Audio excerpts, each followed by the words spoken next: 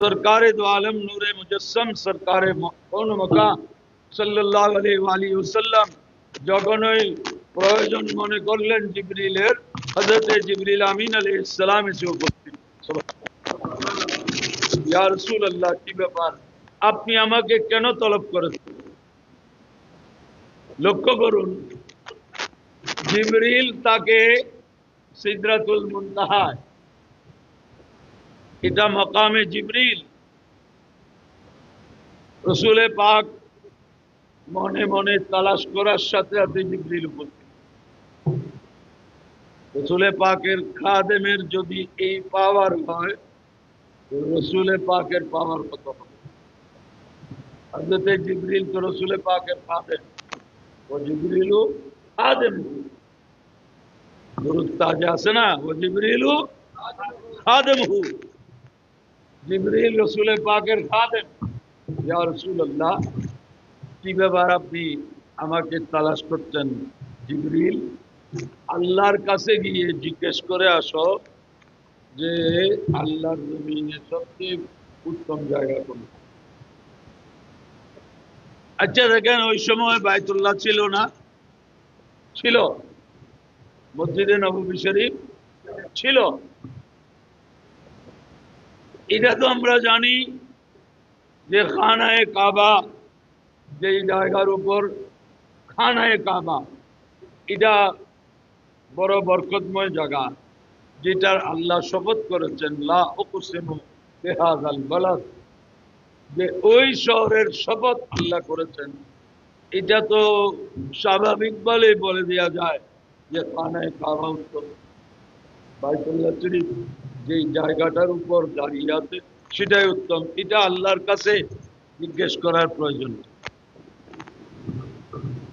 এখানে ভিন্ন মকসুদ আছে।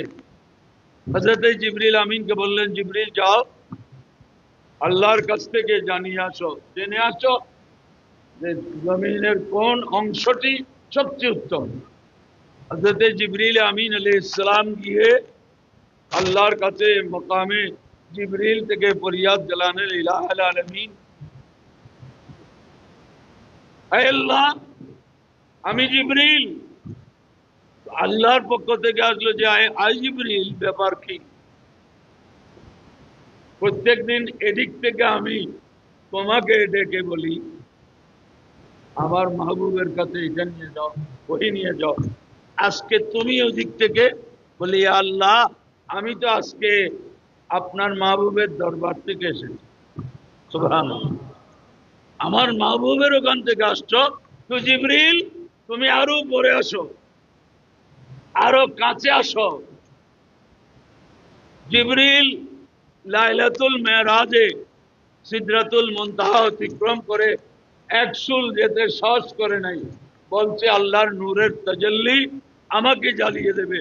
কিন্তু আজকে জিবরিলকে আল্লাহ নিজেই ডাকতেছেন, আরো উপরে আসো। সুবহানাল্লাহ, হযরতে জিবরিল ওই দিনেই সিদরাতুল মুনতাহা অতিক্রম করে আরো আল্লাহর কাছে চলে গেলেন। কারণ কি? আজকে জিবরিল এসেছেন পেয়ারা নবীর দরবার। যেমন আপনার বেয়াই ওনার চাকর ছেলেকে আপনার কাছে আপনাদের বাড়িতে নাস্তা নিয়ে পাঠাইতে, তিনি তাদের ঘরে কৃষি কাজ করেন, চাষাবাদের কাজ করেন। আচ্ছা, আপনার বেয়াই বাড়ি থেকে যখন সেই ওদের কাজের ছেলেটা আপনার বাড়িতে আসছে, আপনি কি কাটায় বসায় রাখবেন? ওখানে বান্তাবাদ পৌঁছাই দিবেন? কি করবেন? এটাকে করে আনবেন, বসাবেন, ভালো করে নাস্তা পানি খাওয়াবেন। কেন? আরে আপনি যদি তাকে সম্মান না দেন, আদর যত্ন না করেন, আপনার খেয়াল আসবে আমার বেয়াই কি হবে, রাগ করবে। কারণ এটা তো উনাদের চাকর ছেলে, তাদের চাকর ছেলে না, তাদের বেয়াইয়ের পক্ষ থেকে যখন আসছে তখন সে মেহমান। হযরতে জিবরিল আমিন আল্লাহর দরবারের সবচেয়ে নৈকট্যপ্রাপ্ত শ্রেষ্ঠ ফেরেশতা, কিন্তু যখন নতুন পরিচয়ে গিয়েছেন, রসুলে পাকের হয়ে গিয়েছেন, তখন আল্লাহ বলেন, জিবরিল তুমি আরো উপরে আসো। বলে কি বুঝলেন? আল্লাহর দরবারে যাওয়ার সময় একটা পরিচয় নিয়ে যাওয়া, আর সেই পরিচয়ের মধ্যে সবচেয়ে উত্তম পরিচয় হলো সরকারে দো আলম সাল্লাল্লাহু আলাইহি সাল্লামের গোলাম হওয়া। করে করে বলুন। হযরত জিবরিল জিজ্ঞেস করলেন, জবাব নিলেন, আসলেন, এগুলা মুহূর্তের বিষয়। জিবরিল এসে ওই প্রশ্নের উত্তর বলতেছে না, বলতেছে কি, দানাউতু মিনাল্লাহি যুনুবান মা দানাউতু কাত্তু। ইয়া রাসূলুল্লাহ, আমার আনন্দের বিষয়টা আজকে আপনাকে আগে বলি। আজকে আমি আল্লাহর এত নিকটে গিয়েছি যা অতীতে কোনোদিন সম্ভব হয়নি। দানাউতু মিনাল্লাহি যুনুবান মা দানাউতু কাত্তু। আমি আজকে আল্লাহর এত নিকটে গিয়েছি যে পরিমাণ নিকটে আর কোনোদিন যাই। এটার কারণ কি? রসুলে পাকের দরবার থেকে গিয়েছে। রসুলে পাকের পরিচয়ের গুরুত্ব যদি জিবরিল আনন্দের খবরটা আগে বললেন, গেছেন কিন্তু একটা প্রশ্নের উত্তরের জন্য। আপনার ছেলেকে আপনি একেবারে ওই জলদি ওখানে মিয়ার বাজারে পাঠাইছেন ওষুধের জন্য। সে সেখানে গিয়ে জানতে পারলো তার রেজাল্ট বের হয়েছে, সে গোল্ডেন এ প্লাস পেয়েছে। এসে কি আগে ওষুধ দেবে না আগে রেজাল্টের খবর বলবে? আগে রেজাল্টের খবর বলবে। এটা আনন্দের বিষয়। জিবরিলও সেটাই করলেন, এসেই বললেন, ইয়া রাসূলুল্লাহ, আপনি সাথে ছিলেন, তারপরেও আমি লাইলাতুল মেরাজে আর উপরে যাওয়ার সাহস করি নাই, কিন্তু আজকে আমি আল্লাহর এত নিকটে গিয়েছি, মা দানাউতু কাত্তু, এই পরিমাণ কাছে আর কোনোদিন যেতে পারি না। এই জন্যই ডক্টর ইকবাল বলেছেন, বে মুস্তাফা বেরুসা ফেসরা কেদি হামাউস হর কে বাগুন রসিদ তমামে বুল হাবিব।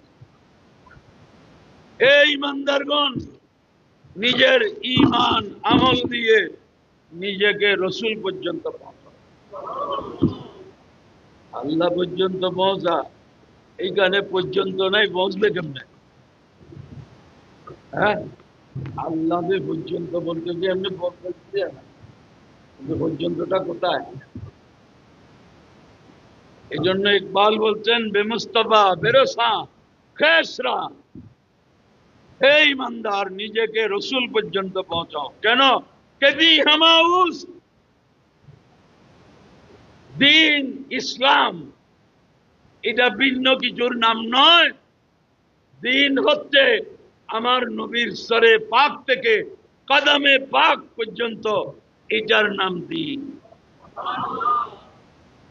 কেদি হামাউস হর কে বাগুন রসিদ, যে ব্যক্তি তার ঈমান আমল দিয়ে রসুল পর্যন্ত পৌঁছতে পারবে না, তমামে বুলাহাদি, সব বেকার, কোনো কাজে। এই জন্য আমাদের দায়িত্ব হলো নিজের ঈমান আকীদা আমল দিয়ে রসুল পর্যন্ত পৌঁছাতে। রসুল পর্যন্ত পৌঁছতে পারলেই আপনি আল্লাহ পর্যন্ত পৌঁছবেন। আপনার টিকেটের টাইম মোতাবেক যদি আপনি স্টেশনে পৌঁছে যেতে পারেন, তাহলে আপনি যে আপনার গন্তব্যে যেতে পারবেন আর সন্দেহ। তো আল্লাহর সবচেয়ে বড় স্টেশন হলো রাসূলুল্লাহ সাল্লাল্লাহু আলাইহি ওয়াসাল্লাম। মুহতারাম হাজরিন, হযরত জিবরিল এসেই উত্তর পেশ করলেন যে, ইয়া রাসূলুল্লাহ, উত্তর হলো খায়রুল বিকায়ে মাসাজিদুহা ওয়া শাররুল বিকায়ে আসওয়াকুহা। জমিনের সবচেয়ে উত্তম জায়গা হচ্ছে মসজিদ, এবং সবচেয়ে নিকৃষ্ট জায়গা হচ্ছে বাজার।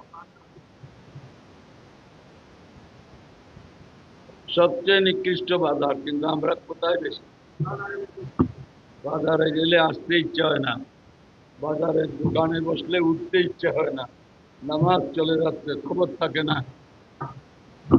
রাসূল পাক বলছেন, শাররুল বিকায়ে আসওয়াক, সবচেয়ে নিকৃষ্ট জায়গা হচ্ছে। কেন? আরব মানুষের দৈনন্দিন সমস্ত বেচা কিনা ব্যবসা বাণিজ্য সব হয় কোথায়? বাজারে। তো সেই বাজারের মধ্যেই যত ধরনের অন্যায়, মানুষকে ওজনে কম দেয়া, মানুষকে ঠকানো, বেজাল দেয়া ইত্যাদি কাজের জায়গা হচ্ছে কোথায়? সেজন্য বলেছেন ওয়াশাররুল বিকায় আসওয়াকুহা, সবচেয়ে খারাপ জায়গা বাজার, সবচেয়ে ভালো জায়গা মসজিদ। কিন্তু মনে রাখতে হবে সব মসজিদ না, মসজিদে দেরারও মসজিদ, মসজিদে দেরার মসজিদ বানানোর অসংখ্য ফজিলত, অসংখ্য ফজিলত। সরকারে দু আলম সাল্লাল্লাহু আলাইহি ওয়াসাল্লাম বলেছেন মান বানা লিল্লাহি মসজিদান বানাল্লাহু লাহু বাইতান ফিল জান্নাহ। যে ব্যক্তি আল্লাহকে সন্তুষ্ট করার জন্য মসজিদ নির্মাণ করবে, আল্লাহ তার জন্য বেহেশতে ঘর নির্মাণ করবে। এইখানেও একটি, ওইখানেও একটি, একে 10 কোথায় গেল? মান বানা মসজিদান লিল্লাহ, যে একটি মসজিদ বানাবে আল্লাহকে সন্তুষ্ট করার জন্য, বানাল্লাহু লাহু বাইতান ফিল জান্নাহ, আল্লাহ তার জন্য বেহেশতে একটি ঘর বানাবে। 10টির মশলা কোথায় গেল? আরে ওই একটি ঘর 10টির চেয়ে দামি। সেটা পাওয়ার জন্য মূল হলো আল্লাহর ওয়াস্তে, আল্লাহকে সন্তুষ্ট। মুনাফিকগণ মসজিদে দেরার তৈরি করেছিল কি জন্য? তাফরীকাম বাইনাল মুমিন, ইমানদারকে বিভিন্ন দলে, ইমানদারের মধ্যে ফাটল সৃষ্টি করার জন্য। কিন্তু উপরে বলেছিল আমরা দূর থেকে আসতে কঠিন, সেই জন্য। এবং রসুল পাক আবার মুনাফিকরা এই কাজও করছে, আল্লাহর হাবিবকে বলতে ইয়া রাসূলুল্লাহ আপনি একটু উদ্বোধন করে দেন।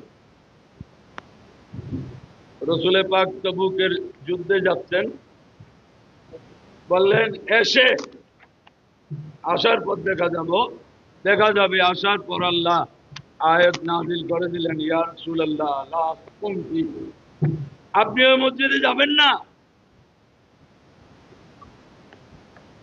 তাহলে কোন মসজিদে যাওয়া উত্তম, কোন মসজিদে যাওয়া নিষেধ। আমরা মানুষকে এক সাইড বলি আর এক সাইড বলি না, এজন্য সব মসজিদ নয়। ওই মসজিদ শেষ পর্যন্ত সরকারে দু আলম সাল্লাল্লাহু আলাইহি ওয়াসাল্লাম সাহাবা کرامকে দিয়ে পাটায়ে জ্বালিয়ে দিয়েছেন। যে রসুল মসজিদ নির্মাণের ফজিলত বর্ণনা করেছেন, সেই রসুল আবার মসজিদ দুইটাই আমাদেরকে সামনে রাখতে হবে, না হয় আমরা হেদায়েতের পথ খুঁজে পাবো না। অতএব আপনারা আজকে যে মসজিদ শুরু করলেন, এইখানে যেন আল্লাহ রসুলের সন্তুষ্টি এটাই 1 নম্বরে থাকতে হবে, তাহলে নিশ্চিন্তে কামিয়াব। এবং মসজিদ যখন হয়ে যায় তখন আশপাশের মানুষের একটা কর্তব্য হয় কি, অন্তত ফরজ নামাজ কোথায় পড়া। লা সলাতা লিজারিল মসজিদ ইল্লা বিল মসজিদ। রাসূল পাক বলছেন মসজিদের প্রতিবেশীদের নামাজ মসজিদে যারা পূর্ণ হবে না। অতএব মসজিদ যখন হয়েছে খুব কাছাকাছি, আশেপাশের মুসল্লিদের দায়িত্ব হলো যে বাজামাত নামাজ কায়েম করা। না হয় এটা মসজিদের হক, এই হক তলবি হবে। খায়রু সালাতিল মার'i ফি বাইতিহি ইল্লাল মাকতুবা, বুখারী শরীফের হাদিস। আল্লাহর হাবিব বলছেন যে ফরজ নামাজ মসজিদেই সবচেয়ে উত্তম, ফরজ নামাজ মসজিদে উত্তম, নফল নামাজ ইত্যাদি করে পড়া যায়, মসজিদেও পড়া যায়। অতএব আপনারা আজকের এই মসজিদ, সেই মসজিদে এটা মসজিদের কি নাম দিয়েছেন?